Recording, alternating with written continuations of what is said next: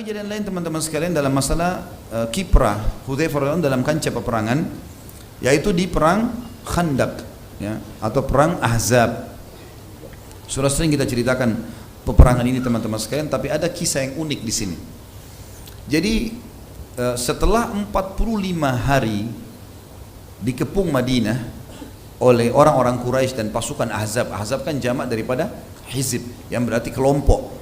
Karena banyaknya suku-suku Arab dan orang Yahudi bergabung sampai 10.000 pasukan dipimpin oleh Abu Sufyan pada saat itu, maka dinamakan Ahzab. Allah namakan surah Ahzab, surah nomor 33, menceritakan masalah perang Ahzab atau perang Khandaq, parit yang dijelaskan dalam hadis, gitu kan.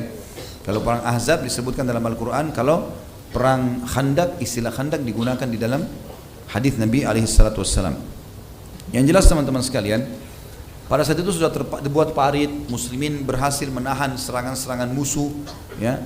Di zaman kisah Ali bin Abi Thalib sudah kita ceritakan, kisah juga Zubair bin Awam sudah kita jelaskan, ya, bagaimana peperangan-peperangan ini terjadi. Juga kisah Jabir bin Abdullah, masalah kisah makanan yang jadi banyak, pada saat itu sudah kita pernah jelaskan. Jadi kita masuk ke inti bahasan masalah Hudzaifah saja. Setelah 45 hari mengepung Madinah dan mereka tidak mampu sama sekali untuk masuk, maka ada satu orang pemimpin Quraisy namanya Naim bin Mas'ud. Naim ini entah bagaimana kuasa Allah, dia tadi orang keduanya Abu Sufyan, orang yang paling benci dengan Islam. Dia tiba-tiba memanah ke arah seberang parit muslimin, surat isinya, "Wahai Muhammad, jemputlah aku karena aku ingin masuk Islam." Maka Nabi SAW bilang kepada para sahabat, turunkan tangga buat dia, dari tali sama kayu, turunin di parit, dijemput malam hari. Orang-orang Quraisy tidak ada yang tahu, dia sendiri turun. Datang Naim bin Mas'ud, betul-betul dia masuk Islam, syahadat. Nabi SAW gembira, gitu kan. Ini pimpinan Quraisy, tidak ada apa-apa nih. Allah SWT utus dia datang, dan ini sebab kemenangan muslimin di perang Ahzab, salah satunya. Naim bin Mas'ud ini radhiyallahu anhu pada saat sudah masuk Islam, dia mengatakan, "Hai Muhammad," ya Rasulullah, dia mengatakan setelah masuk Islam. Tadinya sebelum masuk Islam dia, "Hai Muhammad, saya mau syahadat." Lalu Nabi SAW syahadatkan. Lalu dia mengatakan, "Ya Rasulullah, setelah masuk Islam, utus saya, perintahkan apa saja." Apa saja, ya. Kata Nabi SAW, "Kau satu orang, hai Naim. Saya nggak tahu harus suruh apa, tapi kalau kau bisa kacauin mereka, kacauin aja." Maka berdirilah Naim mengatakan, "Baik, saya akan lakukan ya Rasulullah." Maka dia pun turun, dia langsung keluar. Ini kalau tidak salah pernah saya ceritakan, tapi saya review kembali. Kalau meja ini kita ibaratkan parit, ya, parit yang digali di Madinah, di pojoknya itu ada benteng suku Quraidah, suku orang Yahudi yang berkhianat kepada Nabi SAW. Tadinya punya kesepakatan damai, nggak boleh lolosin pasukan musuh masuk, tapi mereka berkhianat, gitu kan. Mereka mau lolosin masuk pasukan Ahzab. Naim langsung datang ke sana, terus ngobrol, minta izin sama pemimpin Yahudi Quraidah, "Izinkan saya masuk." Karena dia tahu Naim maksudnya adalah pimpinan orang Quraisy, diizinkan masuk. Dia bilang, "Saya mau kumpul sama tokoh-tokoh kalian." Ngumpullah dengan tokoh-tokoh orang Yahudi. Lalu kata Naim, "Hai orang-orang Quraidah, kira-kira kalau orang-orang Quraisy pulang tinggalin kalian akan selamat dari serangan Muhammad? Kalian kan sekarang merasa kuat karena ada mereka. Sekarang saya lihat kejenuhan di pasukan Ahzab ini besar sekali, gitu kan. Jadi tujuan Naim ingin mengacaukan mereka, gitu kan. Maka kalau mereka pergi, pasti kalian akan diserang oleh Muhammad dan kalian tidak akan punya potensi untuk melawannya." Lalu kata orang-orang Yahudi, "Lalu apa saranmu?" Kata Naim, "Saran saya, minta 10 orang dari tokoh Quraisy bergabung di pasukan kalian, supaya kalaupun mereka bosan jenuh, mereka nggak mungkin tinggalkan 10 pimpinannya itu. Hanya untuk bergabung dengan pasukan kalian saja, nggak usah yang lain." Mereka bilang, "Bagus, ide yang bagus." Baiklah, Naim langsung turun dari benteng. Malam itu juga, ya, malam itu. Kemudian dia kumpul kepada pasukan Quraisy secara khusus, karena pimpinan pasukan Abu Sufyan dari Quraisy. Quraisy itu jumlahnya kalau nggak salah sekitar 4.000 orang, termasuk yang besar sekali di pasukan Ahzab. Maka berkatalah Naim, "Hai Quraisy, kalian tahu kan?" Sama tadi di Yahudi juga dia bilang itu. "Kalian tahu siapa saya?" "Iya, tahu." "Kalian tahu kebencian saya pada Muhammad?" "Tentu tahu." "Kalian tahu, ya, bagaimana hubungan saya sama Quraidah?" "Tentu tahu." "Bagus sekali hubungannya." "Baik, saya melihat Quraidah telah berkhianat. Dan sebagai bukti, mereka akan meminta 10 orang dari kalian orang-orang Quraisy 10 orang untuk dijadikan tebusan kepada Muhammad. Seperti itu. Kata mereka, kalau itu betul terjadi ini pengkhianatan yang besar, gitu kan? Kata orang Quraisy. Tapi Abu Sufyan jeli. Abu Sufyan itu pimpinan mengatakan, sebentar, saya pastikan dulu ke Quraidah. Lalu dia pergi ke sana, minta dibuka pintu gerbang, dibuka. Lalu Abu Sufyan kumpul. Abu Sufyan pakai strategi perang. Dia tidak bertanya apakah Naim datang segala macam, enggak. Bukan seperti kita kalau ngobrol sama teman, perang beda, gitu kan? Maka dia bilang, hai Yahudi, besok kita akan serang Madinah.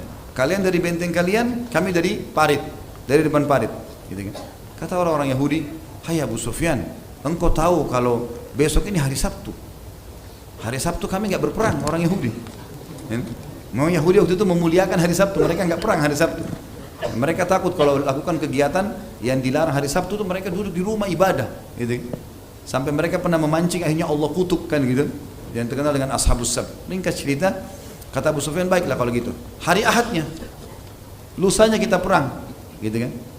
Kata orang Yahudi, boleh saja, tapi dengan syarat, kalian harus berikan 10 pimpinan kalian pada kami, supaya bersama pasukan kami. Kata Abu Sufyan, benar nih Naim. Benar nih Naim, gitu kan? Maka Abu Sufyan pulang. Malam itu juga pulang, kumpulin orang-orang, gitu kan?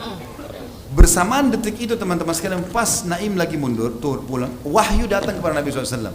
Kalau Naim berhasil mengacaukan mereka. Lagi dingin, gelap Madinah waktu itu, sudah 45 hari dikepung. Dan perlu kita tahu, hari kemarinnya, hari ke-44, Quraisy menyerang besar-besaran dari pagi sampai maghrib.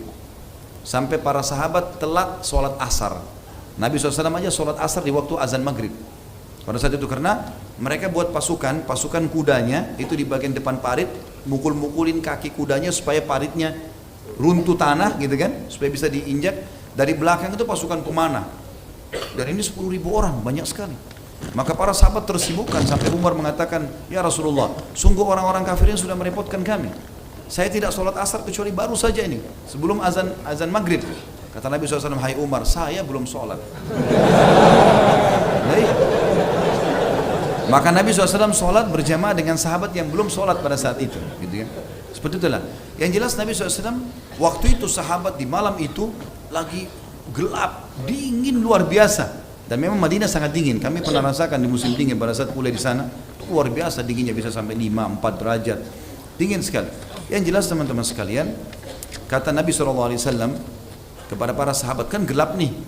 Nabi nggak suruh nyalain obor supaya musuh nggak tahu di mana posisi muslimin. Nabi cuma bilang, siapa yang bisa pergi nyebrang ke sebelah, ya, ke pasukan musuh dan membawakan informasi kepada saya dan dia akan menjadi rekanku di surga. Bukan cuma masuk surga, jadi partnernya Nabi di surga. Saking dinginnya, gelapnya, takutnya orang-orang, kata Hudzaifah, tidak ada yang bicara. Nggak ada yang bicara, satupun. Nabi ulangi lagi. Siapa yang mendatangkan informasi dari pasukan musuh kepadaku, dia akan jadi rekanku di surga. Nggak ada yang nyaut. 3 kali nggak ada yang nyaut. Ada 2 riwayat. Riwayat pertama, Nabi SAW mengatakan, Hudzaifah berdirilah. Hudzaifah dipanggil. Riwayat kedua, Nabi SAW lalu berjalan di sekitar sahabat. Kata Hudzaifah, waktu itu saya kedinginan, tidak punya penutup badan kecuali selimut istri saya yang kecil. Saya bawa ke tempat parit yang bisa menutupi cuma sampai lutut. Betis saya sampai kaki ini dingin sekali, gitu kan? Tiba-tiba kaki Nabi SAW tersentuh di kaki saya. Lalu Nabi tanya, man, siapa ini? Kata Hudzaifah, Hudzaifah ya Rasulullah. Kata Nabi SAW, kum ya Hudzaifah, berdiri kau sekarang, kau yang tugas, gitu. Jadi akhirnya Hudzaifah bilang, saya pun berdiri, gitu kan? Berdiri karena diperintahkan oleh Nabi SAW. Maka kata Nabi SAW, pergi ke sana hai Hudzaifah, ambil informasi dari mereka, tapi jangan lakukan apapun kecuali itu saja. Ambil informasi, apakah mereka akan bubar, tidak bubar, itu saja. Pulang ke sini. Jangan perang, jangan membunuh, jangan mengambil apapun. Pokoknya jangan apa-apa. Baiklah. Kata Hudzaifah, demi Allah waktu itu dingin luar biasa, seperti menusuk tulang-tulang. Tapi begitu saya mengiyakan, tiba-tiba badan saya jadi hangat. Saya seperti di dalam sebuah kotak yang panas, yang hangat gitu. Saya turun dari parit, saya naik ke atas, kemudian masuk ke pasukan musuh, gitu kan. Pada saat itu bersamaan Abu Sufyan balik dari tadi bentengnya Quraidah itu. Abu Sufyan di api unggunnya duduk, kemudian dia berkata kepada orang-orang, kumpullah hai pasukan, ya. Ada sesuatu yang penting yang saya ingin sampaikan pada malam ini, dan pastikan orang-orang di sebelah kalian kenal. Gitu kan. Jangan sampai musuh nyelinap. Hudzaifah ada di situ. Gitu kan. Akhirnya Hudzaifah mendengar Abu Sufyan memanggil orang-orang, gitu kan. Kata Abu Hudzaifah, saya waktu dengar suara laki-laki itu mengatakan, hai pasukan, kumpullah dan pastikan orang sebelah kalian. Saya melihat orang itu lagi menghangatkan diri di api unggun, karena dingin sekali kan. Begitu saya lihat Abu Sufyan, pimpinan orang-orang kafir nih. Dia bilang, saya pun meletakkan anak panah saya di busurnya. Demi Allah kalau saya tarik mati Abu Sufyan. Karena sasarannya dekat sekali. Dan panah ini dekat, pasti bisa membunuh. Tapi saya mengingat wasiat Nabi SAW, jangan buat apa-apa.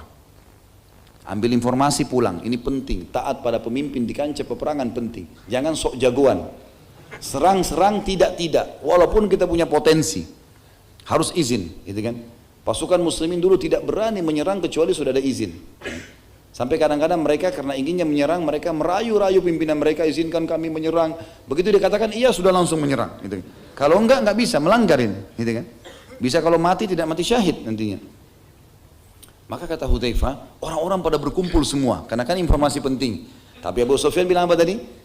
Harus kenal orang yang ada di sebelah. Tanya. Jadi orang pada tanya, siapa kamu? Siapa kamu gitu kan? Tanya. Disebutkan namanya. Hudzaifah bilang, saya bingung ini. Nanti kalau saya sebut nama saya ketahuan. Maka dia bilang, saya pegang orang di tangan kanan saya tanya, siapa kamu? Disebut namanya. Saya pegang sebelah kiri, siapa kamu? Disebut namanya. Dia bilang, saya nggak ditanya.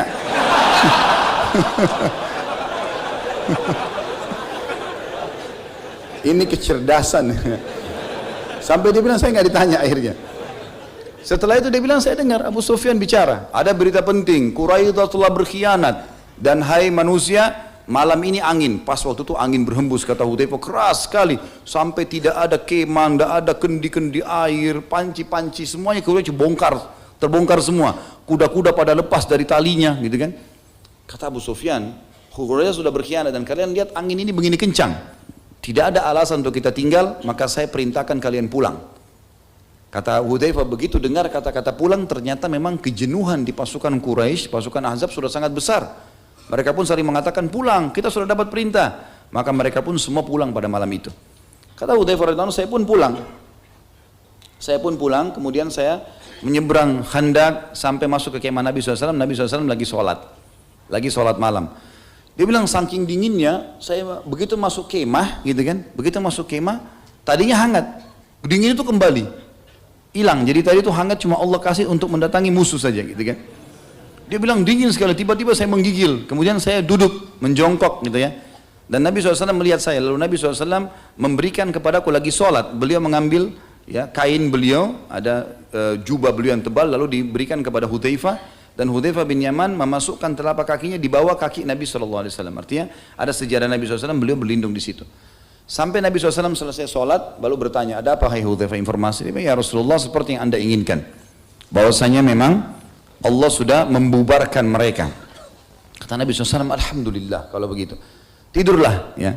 Maka Hudzaifah pun tidur. Kata Hudzaifah, saya tidur nyenyak, gitu kan. Sampai saya tidak bangun kecuali Nabi datang dan menendang kaki saya sambil mengatakan, bangunlah wahai tukang tidur.